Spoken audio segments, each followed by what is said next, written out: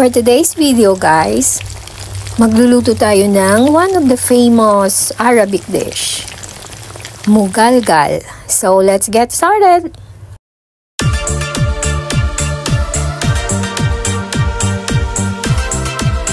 Iyan na yung ating laham or meat, tsaka ating mga spices. Maglagay tayo ng oil, homemade yan guys, kasi hindi masyadong mataba yung ating meat.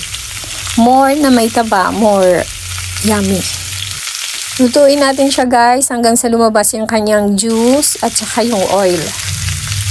After 15 minutes, magdagdag na tayo ng bawang at saka sibuyas.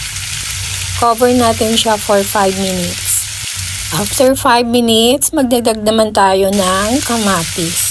Lutuin natin guys for another 5 minutes.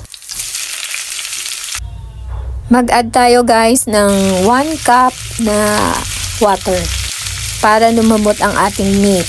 After na natuyo na, saka isunod na natin guys ang ating mga spices.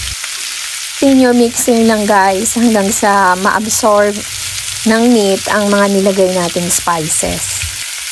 Tapos, idagdag na natin ang ating soy sauce.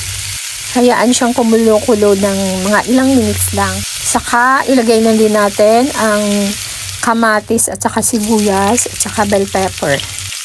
Cook natin siya for 3 to 5 minutes. Almost ready na guys ang ating mugalgal. Serve na natin guys and enjoy natin. Guys, yum to. Sigurado ko yan. Yummy din siya guys sa feta bread. Thanks for watching. See ya!